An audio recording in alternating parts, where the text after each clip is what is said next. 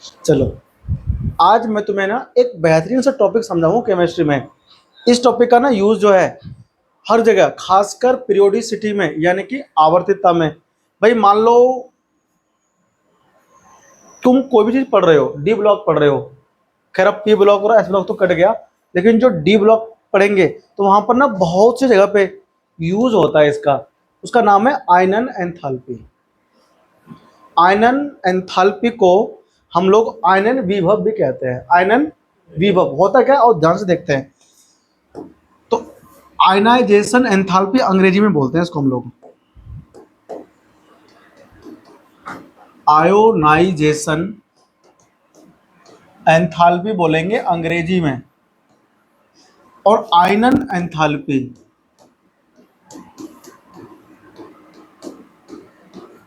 ये हिंदी में बोलेंगे।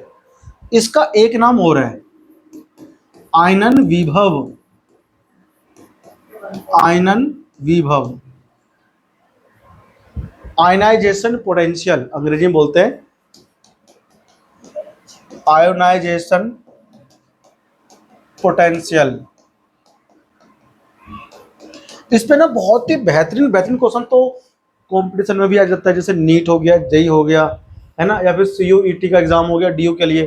तो बड़े मस्त मस्त क्वेश्चंस आते हैं। तो इस टॉपिक को ना हम लोग ध्यान से सीखते हैं और बहुत सी जगह पे काम आएगा। देखो ये टॉपिक क्या कहता है, आयनन एंथैल्पी। भाई एंथैल्पी शब्द या फिर ऊर्जा दोनों सेम चीज है। एंथैल्पी कह लो या फिर ऊर्जा, सेम चीज है, ठीक है ना। तो ये कहता है कि किसी गैसीय विलगित परमाणु में से उसके बाह्य कक्ष में से एक इलेक्ट्रॉन को निकालने के लिए जितनी ऊर्जा देनी पड़ती है बाहर से, उसे कहते हैं आयनन एंथैल्पी। क्या कहते हैं? देखो, किसी गैसीय विलगित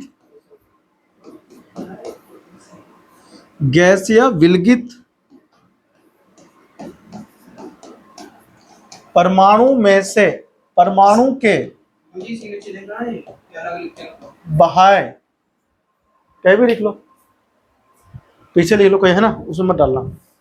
किसी गैसीय विलगित परमाणु के बाह्य कक्ष से इलेक्ट्रॉन को निष्कासित करने के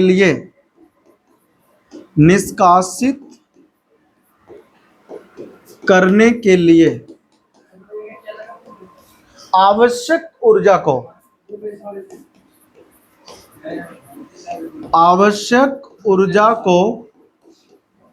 आयनन विभव कहते हैं। आयनन विभव या आयनन एंथैल्पी कहते हैं। ये तो इसकी परिभाषा हो गई, ठीक है ना। ये इसकी क्या हो गई? परिभाषा। आयनन विभव या एंथैल्पी की परिभाषा। ये 11वीं क्लास का ये बहुत ही इंपॉर्टेंट टॉपिक है जो कहीं ना यूज होता है इसका हर जगह। इसलिए मैं आपको समझा रहा हूं, केवल 10 से 15 मिनट के अंदर ना मैं पूरा टॉपिक ही क्लियर कर दूंगा, कोई डाउट किसी को रहेगा नहीं। देखो एग्जाम्पल लेते हैं। देखो यहां पर एक वर्ड यूज हुआ है, गैसीय विलगित। गैसीय अवस्था में होना चाहिए, और आइसोलेटेड का मतलब होता है विलगित, मतलब अकेला होना चाहिए, जुड़ा हुआ। तो अब मान लो हमारे पास कोई एक्स तत्व है, अकेला है, गैसीय अवस्था में है, इसके बाह्य कक्ष में से एक इलेक्ट्रॉन बाहर खींचेंगे, तो हम जैसे इलेक्ट्रॉन बाहर निकालेंगे ना तो इसके ऊपर प्लस आ जाएगा। क्या आ जाएगा? प्लस आएगा। ये गैसीय अवस्था में है और एक इलेक्ट्रॉन बाहर निकल गया, तो इस इलेक्ट्रॉन, भाई अंदर इलेक्ट्रॉन है। देखो ध्यान से, ये हमारे पास क्या है, मान लो हमारे पास नाभिक है, नाभिक के बाहर पहली कक्ष में मान लो एक इलेक्ट्रॉन है। कितना है? 2 होते हैं, चलो 2 होते हैं, ठीक है ना। अब ये जो इलेक्ट्रॉन है वो नाभिक के साथ आकर्षण बल में होगा ना, वह घूम रहा होगा और वैद्युत आकर्षण बल भी लगा रहा होगा, तो ये स्ट्रॉन्ग फोर्स के साथ में बॉन्डेड है, मतलब जुड़ा हुआ है। हम चाहते हैं ये बाहर निकल जाए, हम चाहते हैं ये मजे में घूम रहा है, मजा ले रहा है, बाहर क्यों निकलेगा? नहीं निकलेगा ना, लेकिन हम चाहते हैं कि बाहर निकल जाए, तो ये अपने आप तो बाहर आएगा नहीं। तो इसको बाहर निकालने के लिए इसका जो नाभिक के साथ में आकर्षण बल है उसे तोड़ना पड़ेगा, उसे, तभी तो बाहर निकलेगा ये, और वो अपने आप तो टूटेगा नहीं। किसी भी आकर्षण बल को तोड़ने के लिए ऊर्जा चाहिए होती है। तो ये ऊर्जा हम जो देंगे बाहर से इसको तोड़ने के लिए, ताकि इलेक्ट्रॉन बाहर निकल के आ जाए, उसी को हम लोग कहते हैं आयनन विभव या आयनन एंथैल्पी। समझ में आई बात तुम लोगों को? हाँ, ये ध्यान रखना है, इंपॉर्टेंट टॉपिक होता है ये, हमें सीखना चाहिए। तो इलेक्ट्रॉन यही बाहर निकल गया। अब देखो यहां तो मैंने एक परमाणु का निकाला है, ऐसे ऐसे एक मोल का निकालेंगे, ठीक है ना? तो हम इसलिए किलो जूल पर मोल की इसकी इकाई होती है। हाँ, तो यहां पर जो हम इसको देंगे एंथैल्पी, ऊर्जा जो देंगे उसको हम लोग E1 बोल रहे हैं। क्या बोल रहे हैं? IE1, क्योंकि आपने एक इलेक्ट्रॉन को निकाला है ना, तो E1 बोल देंगे, ठीक है ना? फिलहाल आप इसको अभी मत लिखो, लिख देंगे भी आगे। तो ये हमारा क्या हो गया? अब SI मात्रक क्या होता है? SI मात्रक किलो जूल प्रति मोल। समझ आई तुम लोगों को? और दिखाते किससे इसको बताओ? इसको निरूपित करते हैं किससे? निरूपित किया जाता है, निरूपित किया जाता है, आयनन एंथैल्पी को निरूपित किया जाता है किससे? डेल्टा ई, सॉरी गलत, डेल्टा आई एच से निरूपित किया जाता है। आई मतलब आयनन, आयनाइजेशन, ठीक है ना? आयनन विभव। नहीं लिखवाया ना कभी स्कूल वालों ने? नहीं पढ़ाया होगा, ठीक है ना? आयनन विभव ही है। अभी तो सिर्फ बहुत सारी कहानी है, लिखो फटाफट से, आगे बढ़ते हैं। इतना समझ में आया? अब देखो ध्यान से आगे, आयनन एंथैल्पी को हम लोग डेल्टा आई एच दिखाते हैं। एग्जाम्पल के तौर पर हम ले रहे हैं, देखो। अच्छा, इसका जो एंथैल्पी होता है ना, अलग अलग परमाणु के लिए अलग अलग होता है, याद नहीं करना, ठीक है ना? देखो, मान लो हमारे पास सोडियम है, सोडियम गैसीय अवस्था में होना चाहिए, अकेला होना चाहिए। फिर हम इसके बाह्यतम कक्ष में से तटस्थ अवस्था में जब है तो इलेक्ट्रॉन को बाहर निकालेंगे, तो Na+ बनेगा। Na गैस अवस्था में एक इलेक्ट्रॉन बाहर निकल जाएगा। और यहां पर जो एंथैल्पी होगी डेल्टा आई एच, वो हमको याद नहीं करना, किलो जूल प्रति मोल होता है। कितना होता है सोडियम का अभी बता रहा हूं, तुम्हें रुक जाओ। इसमें तुम्हें एक टेबल दिया रहेगा, ठीक है ना, हमेशा। तो देखो टेबल में आयनन एंथैल्पी जो सोडियम का है इसमें दिया नहीं इन्होंने, सोडियम का इन्होंने दिया ही नहीं है। अच्छा, आयनन एंथैल्पी सोडियम का नहीं दे रखा है इन्होंने, प्रथम दे रखा है, देखो इसमें दे रखा है इन्होंने 5.14, सॉरी 496 किलो जूल पर मोल। कितना? तालिका के अनुसार है 496 किलो जूल प्रति मोल, इतना है।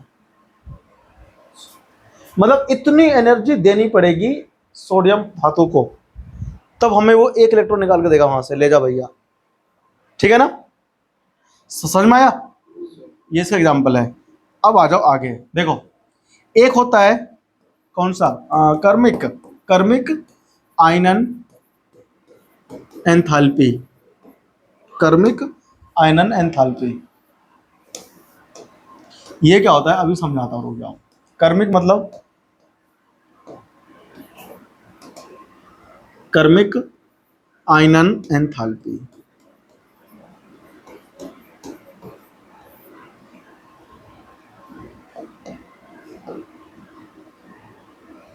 मान लो हमारे पास मैग्नीशियम है, कौन है? मैग्नीशियम है। या फिर आप पहले एक सिंपल लो, एक्स कोई परमाणु है, गैसीय अवस्था में विलगित है, मतलब अकेला है, और इससे हमने क्या कहा भाई तुम्हें एक इलेक्ट्रॉन दे, तो इसके ऊपर क्या आएगा? प्लस आएगा, एक बाहर निकल जाएगा इलेक्ट्रॉन। तो इस वाले की जो डेल्टा आई एच होगा उसे बोलेंगे प्रथम आयनन एंथैल्पी। क्या बोलेंगे? तो डेल्टा आई एच 1 लिख देते हैं ना, प्रथम आयनन एंथैल्पी।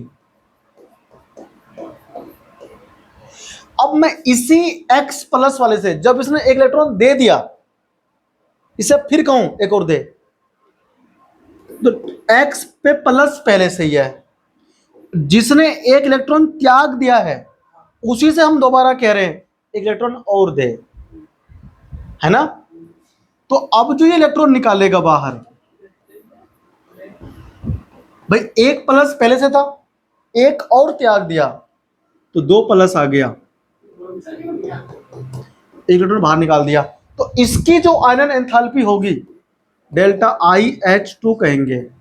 इसका मतलब ये हमारा होगा द्वितीय, क्या होगा, द्वितीय आयनन एंथैल्पी, एंथैल्पी, द्वितीय आयनन एंथैल्पी। अब सुनो ध्यान से, लिखो मत, देखो यहां पर यह है कि ये वाला ज्यादा अधिक होगा मान या फिर ये वाला, द्वितीय आयनन एंथैल्पी अधिक होगा या फिर ये वाला, मतलब पहले इलेक्ट्रॉन को निकालने के लिए अधिक ऊर्जा देनी पड़ेगी या फिर जो पहले निकाल चुका है उसमें से एक और निकालने के लिए अधिक ऊर्जा देनी पड़ेगी। किसमें देनी पड़ेगी अधिक, क्यों, कारण बताओ, दूसरे में क्यों देनी पड़ेगी अधिक। निकालनी तो भैया पहले से तो पड़ेगी, निकालना तो एक में, मतलब एक इलेक्ट्रॉन में उतना ही वो लगता है। देखो हमेशा ध्यान रखना, देखो अब मैं इसे कह रहा हूं, सुनो अब मैं अभी समझाता हूं इस कॉन्सेप्ट को, ठीक है ना। आप इसमें सोचो मन में, देखो अब मैं इसने जिसने 2 इलेक्ट्रॉन त्याग दिए हैं एक एक करके निकालना है, एक साथ 2 नहीं निकालने बाहर, एक एक करके, पहले 1 निकाला फिर 2 निकाला फिर 3 निकाला, तब होगा आयनन एंथैल्पी, एक साथ 2 नहीं निकलता बाहर, ठीक है ना। तो अब 2 निकाल दिया इसने इलेक्ट्रॉन बाहर, तो तीसरा इलेक्ट्रॉन भी बाहर निकाल देगा ये, तो 3 प्लस आ जाएगा, है ना, गैसीय अवस्था में है। समझ में आया।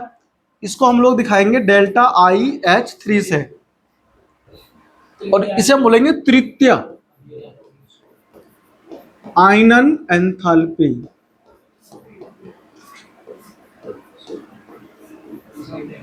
ठीक है, तृतीय आयनन एंथैल्पी, यानी कि हम कहना चाह रहे हैं थर्ड आयनाइजेशन एंथैल्पी। अब देखो H1 H2 H3 इसमें से किसका मान सबसे अधिक होगा, मतलब इसका मान अधिक होगा इसका या इसका। अब इस कॉन्सेप्ट को समझाता हूं, तो शायद क्रम के हिसाब से होती है। जब पहला इलेक्ट्रॉन बाहर निकालेंगे तो जो ऊर्जा देंगे उसकी तुलना में दूसरे इलेक्ट्रॉन को निकालने में अधिक ऊर्जा देनी पड़ेगी, अधिक ऊर्जा देनी पड़ेगी। ऐसा क्यों, आ जाओ बात करते हैं। देखो ध्यान से, यहां पर 2 चीजें काम करती है इसके ऊपर, एक तो प्रभावी नाभिकीय आवेश और दूसरा परिरक्षण प्रभाव। तो प्रभावी नाभिकीय आवेश क्या होता है ये तो अभी समझा दूंगा, और एक होता है परिरक्षण प्रभाव जो कि इसमें काम आएगा, डी ब्लॉक वाली जो हम पढ़ रहे हैं उसमें। ये तो मैं कॉन्सेप्ट में समझा रहा हूँ ऐसे ही सेपरेट वीडियो में, ना मैं ऐसा एक वीडियो बनाऊंगा हर दिन सेपरेट, मतलब हर 5-7 दिन में एक वीडियो, 11वीं क्लास का 15-20 मिनट में एक कॉन्सेप्ट खत्म। जैसे आज मैं क्या ले रहा हूँ, आयनन एंथैल्पी, कई दिन और ले लूंगा कोई दूसरा, है ना, ऐसे करके रिकॉर्ड करा करूंगा, डाला करूंगा। देखो, और जो सीक्वेंस में चल रहा है हमारा चैप्टर वो तो अलग चीज है ना। अब ये आयनन एंथैल्पी हो गया। तीसरा मैं कह रहा हूं कि प्रथम आयनन एंथैल्पी से ज्यादा मान होगा द्वितीय का, और द्वितीय की तुलना में तीसरे का और भी ज्यादा होगा। मतलब 2 इलेक्ट्रॉन जो पहले से निकाल चुका है, तुम उससे अगर तीसरा मांगोगे ना, साला काट लेगा, ऐसे कहेगा अच्छा भाई 2 दे दिया तीसरा मांगने आ रहा है, तो इतना खतरनाक, मतलब ज्यादा ऊर्जा देनी पड़ेगी, जबरदस्ती छीनना पड़ेगा, तो ऊर्जा और अधिक देनी पड़ेगी। ऐसा क्यों होता है, मतलब प्रथम की जो एंथैल्पी कम होगी उससे अधिक सेकंड की, उससे अधिक थर्ड की, क्यों होगा देखो यहां समझते हैं। सुनो भाई, अभी मान लो हमारे पास मैग्नीशियम है, कौन है 12 नंबर पे है कि नहीं है, तो इसके नाभिक में 12 तो प्रोटॉन होंगे, कितने होंगे, और 12 इलेक्ट्रॉन्स होंगे। कंसेप्ट को समझो ध्यान से, 12 इलेक्ट्रॉन्स होंगे, 12 प्रोटॉन 12 इलेक्ट्रॉन होंगे, है ना, 12 प्रोटॉन 12 इलेक्ट्रॉन्स, मतलब परमाणु उदासीन, क्या है, परमाणु उदासीन है। आ जाओ, क्या कह रहा था, हमको आता नहीं है कुछ भी, हाँ तुम्हें तो कल बता रही थी हमको कुछ आता नहीं है। अच्छा मुझे और हमको कुछ नहीं आता है ना, वो बता रहे थे ना तुम्हारा पड़ोसी। अच्छा हाँ देखो कॉन्सेप्ट देखो। अरे वो निखिल हाँ तो वहाँ जाना है वैसे फिजिक्स वाले के उसको वहाँ जा रहा है तो भैया हिंदी पढ़ा वीडियो चल रही है। हाँ हाँ देखो इसमें क्या है, अब ये हमारे पास नाभिक हो गया, क्या हो गया, नाभिक हो गया। इसमें प्रोटॉन होगा ना, तो नाभिक में आवेश कौन सा है, प्लस है, धनात्मक आवेश, उसे बोलेंगे नाभिकीय आवेश। क्या बोलेंगे, नाभिकीय आवेश। ध्यान रखना, नाभिक में प्रोटॉन होता है, धनात्मक होता है ना, धनात्मक, और ये आवेश प्रोटॉन के कारण होता है, तो इसको हम लोग बोलते हैं नाभिकीय आवेश। और 12 प्रोटॉन का आवेश अंदर है। पहले कोष में कितने इलेक्ट्रॉन घूम रहा होगा, 2। दूसरे कोष में 8 घूम रहे होंगे, 2 हो गया, 3 हो गया, 4 5 6 7 और ये 8। अंतिम में कितने घूम रहा होगा, अरे इसमें 12 तो होते हैं, 10 हो गए, 2 घूमेंगे। वैसे तो 18 मिलते हैं। हाँ हम मैग्नीशियम की बात कर रहे हैं ना, हमने कहा मैग्नीशियम भैया 1 इलेक्ट्रॉन दो, मैग्नीशियम ने कहा लेना हो ले ले, अंदर पड़ा है। अब अंदर जाएंगे लेने के लिए, तो अंदर घूम रहा इलेक्ट्रॉन है, किसके साथ में, माइनस घूम रहा है, प्लस के प्रभाव में है ना, जितना प्लस उतना ही माइनस, परमाणु उदासीन। परमाणु क्या है, तुम गए, तुमने कहा दे इलेक्ट्रॉन मेरे को, तो उसने कहा मैं नहीं जा सकता भाई, मैं तो यहाँ मजे कर रहा हूँ। तुमने कहा अच्छा ये ले लालच, ऊर्जा का लालच दिया तूने, कुछ ऊर्जा दिया, कितना दिया आपने इसको, आपने इसको ऊर्जा दिया, ऊर्जा पाते ही बोल रहा है अच्छा चलता हूँ। तूने जैसे ही ऊर्जा दिया इसको, इलेक्ट्रॉन बाहर निकल जाएगा, एक बाहर निकल गया इलेक्ट्रॉन, एक इलेक्ट्रॉन बाहर निकल गया, आप यहां पर बोलते हो डेल्टा IH1, प्रथम आयनन एंथैल्पी। आपने कुछ ऊर्जा दिया होगा, मान लो आपने इसको दिया x ऊर्जा, क्या दिया, x किलो जूल दिया, किलो जूल प्रति मोल दिया आपने। आपने कहा यार एक इलेक्ट्रॉन को निकाल लाया मैं, साला एक और अंदर घूम रहा है ना, तुम गए मैग्नीशियम के पास, तुमने कहा एक और दो हमको, हाँ हाँ एक बार और दो हमको। हाँ, अब तुम गए इलेक्ट्रॉन से कहा ना भाई एक और दो हमको, उसने कहा मैग्नीशियम कर ले जा भाई जितने मर्जी 12 मेरे पास है, तू सब ले जा, हमें क्या दिक्कत है, लेकिन वो जाए ना जाए उस पर डिपेंड करता है। अब तुमने बताओ इसमें से एक इलेक्ट्रॉन पहले बाहर निकाल दिया, एक इलेक्ट्रॉन तुमने पहले बाहर निकाल दिया, तो इलेक्ट्रॉन कितने हो गए बताना, 11 बचे ना, 11 तो माइनस बचे, और 12 कौन है, प्रोटॉन्स तो 12 ही है ना, ये थोड़ी बाहर जा रहा है निकल के। देखो अंदर नाभिकीय आवेश घटा कि बढ़ा, बढ़ गया ना। हाँ पहले 12 प्लस 12 माइनस को खींच के रख रहा था, अब 12 प्लस 11 माइनस को खींच के रखेगा, तो नाभिकीय आवेश बढ़ गया ना। तो जो इलेक्ट्रॉन घूम रहे हैं पहले से ही अंदर, उसके ऊपर आकर्षण बढ़ेगा कि नहीं, बढ़ेगा ना आकर्षण। ज्यादा फोर्स लगेगा। अब जब आकर्षण इनके बीच में ज्यादा है, तो जितना गहरा प्यार होता है उसको तोड़ना उतना मुश्किल होता है ना। अब तुम इसको अगर ये आकर्षण को तोड़ना चाहते हो, तो ऊर्जा ज्यादा देनी पड़ेगी कि नहीं देनी पड़ेगी, ज्यादा ऊर्जा देनी पड़ेगी। अब इस इलेक्ट्रॉन से बोलोगे चलो बाहर दोबारा, ये कहेगी ज्यादा रेट बढ़ गया मेरा, आकर्षण ज्यादा है ना भाई, आकर्षण नहीं है इसके बीच में, बताओ इतना अधिक आकर्षण है इनके बीच में कि इलेक्ट्रॉन के और नाभिक के बीच में आकर्षण बल ज्यादा है, तो तुमको बाहर से ऊर्जा ज्यादा देनी पड़ेगी। मान लो x आपने पहले दिया था, y जूल और दे दो, y जूल इसमें, तो x plus y kilo joule आपने दिया, तभी बाहर निकल के आया। तो जब दूसरा बाहर निकल के आया इलेक्ट्रॉन, तो आपने डेल्टा IH2 बोल दिया, क्या बोल दिया, तो कौन सा मान बड़ा होगा, ये कि ये, इसीलिए कहा था द्वितीय आयनन एंथैल्पी ज्यादा होता है पहले की तुलना में, ठीक है ना। क्यों होता है, कोई पूछे तो इतना कहना कि प्रथम इलेक्ट्रॉन को निष्कासित करने के पश्चात नाभिकीय आवेश बढ़ जाता है, इसीलिए बाह्य इलेक्ट्रॉन को निकालने के लिए अधिक ऊर्जा की आवश्यकता होती है। इसे कॉन्सेप्ट को समझाते हैं, रटो कुछ मत नहीं, सब आकर्षण के बेस पे है। जो रियल लाइफ में होता है ना, अच्छे अच्छे रेट बढ़ जाते हैं, कम कम रेट बढ़ते हैं, ऐसे दे देना, चीजें वही है।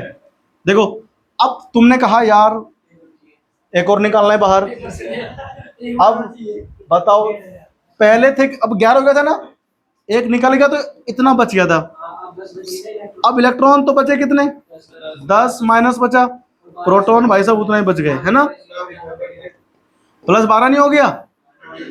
अब भाई साहब ये 12 हो गया, नाभिक आवेश बढ़ रहा है ना, ध्यान रखना इलेक्ट्रॉन को लूज करने से नाभिक आवेश बढ़ता है। जितना नाभिक आवेश बढ़ेगा ना, इलेक्ट्रॉन के ऊपर उतना आकर्षण बढ़ता है, मतलब इलेक्ट्रॉन को जकड़ के रखता है, उसे कोई ले जा नहीं सकता, ज्यादा देने पड़ेंगे अब ऊर्जा। तो तीसरे को निकालने के लिए हमें ऊर्जा ज्यादा देनी पड़ेगी, और भी है ना, चौथा बोलेगा तो और देनी पड़ेगी, समझा तू। तो ये होता है हमारा क्या, सक्सेसिव आयनाइजेशन एंथैल्पी, क्रमिक आयनन एंथैल्पी हिंदी में कहते हैं, क्रमिक, प्रथम द्वितीय तृतीय, ठीक है ना, ये ध्यान रखना।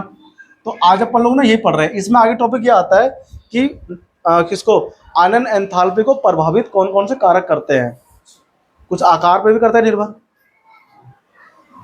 मैं इंग्लिश में क्या लिखा है इसमें, कहाँ लिखा है इंग्लिश में, अरे क्या बोलेंगे इंग्लिश में, से हेडिंग को सक्सेसिव आयनाइजेशन एंथैल्पी बोलते हैं इसको अंग्रेजी में, सक्सेसिव आयोनाइजेशन एंथैल्पी, अंग्रेजी में तो परफेक्ट, हमसे पूछा करो, आयनाइजेशन एंथैल्पी, है ना, कॉपी करो इसको। तो अगले ना वीडियो में एक नया कॉन्सेप्ट लेकर के आऊंगा। Thank you.